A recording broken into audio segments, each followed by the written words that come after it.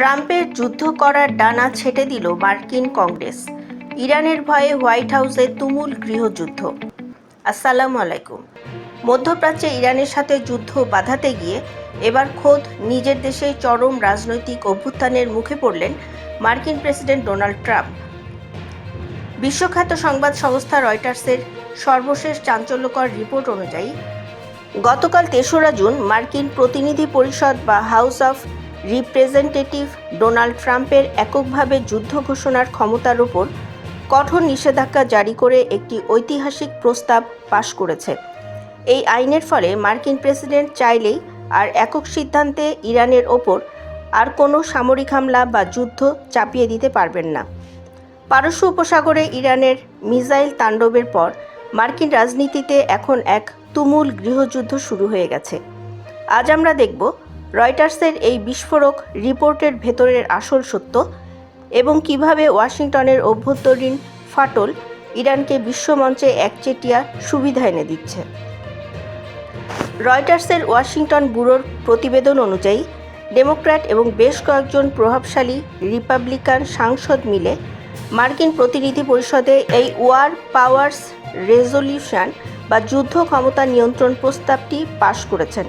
এই প্রস্তাবের মূল কথা হলো কংগ্রেসের সুনির্দিষ্ট অনুমোদন বা আনুষ্ঠানিক যুদ্ধ ঘোষণা ছাড়া মার্কিন সামরিক বাহিনী ইরানের বিরুদ্ধে কোনো ধরনের শত্রুতা বা সামরিক অভিযানে জড়াতে পারবে না।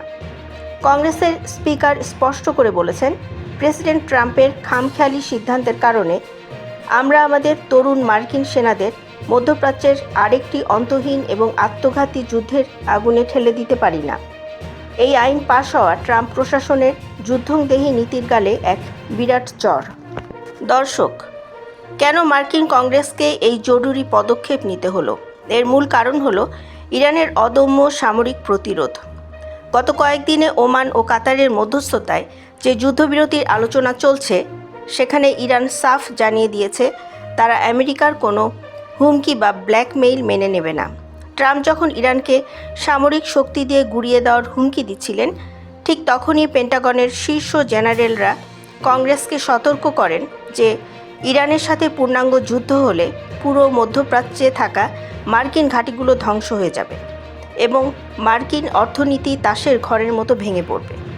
নিজেদের এই দেউলিয়াত্ব ঢাকতেই এবং ট্রাম্পের পাগলামি থামাতে মার্কিন আইন প্রণেতারা একজোট হয়ে এই ঐতিহাসিক প্রস্তাব পাশ করেছেন।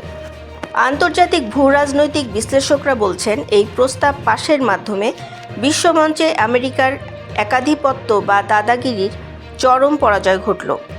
একদিকে রণক্ষেত্রে মার্কিন বাহিনী চরম অচলাবস্থার মধ্যে রয়েছে, অন্যদিকে খোদ ওয়াশিংটনের ভেতরেই প্রেসিডেন্ট বনাম কংগ্রেসের এক নজিরবিহীন দ্বন্দ্ব প্রকাশ্যে চলে এসেছে।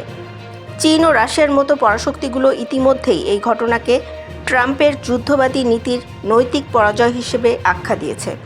এর ফলে আলোচনার টেবিলে ইরানের অবস্থান এখন আরও কয়েক গুণ শক্তিশালী হলো। তেহরান এখন খুব ভালো করেই জানে যে ফাঁপা হুমকি দেওয়া ট্রাম্পের আসলে বড় কোনো যুদ্ধ শুরু করার আইনি ক্ষমতার আর অবশিষ্ট নেই। দর্শক, ট্রাম্পের যুদ্ধ করার ক্ষমতা কেড়ে নিয়ে মার্কিন কংগ্রেসের এই ঐতিহাসিক পদক্ষেপকে আপনি কিভাবে দেখছেন? আপনার কি মনে হয় মার্কিন রাজনীতির এই অভ্যন্তরীণ ফাটল কি মধ্যপ্রাচ্যের ইরানের একচ্ছত্র বিজয় নিশ্চিত করল? কমেন্টে আপনার মূল্যবান এবং ক্ষুরধার মতামত অবশ্যই লিখুন। আমেরিকা ইরান সংকটের প্রতি মুহূর্তের পুঙ্খানুপুঙ্খ এবং সত্য ব্রেকিং নিউজ সবার আগে পেতে আমাদের সাথেই থাকুন। ভিডিওটি শেয়ার করে হোয়াইট হাউসের এই ভঙ্গুর ও দেউলিয়া বাস্তবতার খবরটি সবার সামনে তুলে ধরুন। ধন্যবাদ।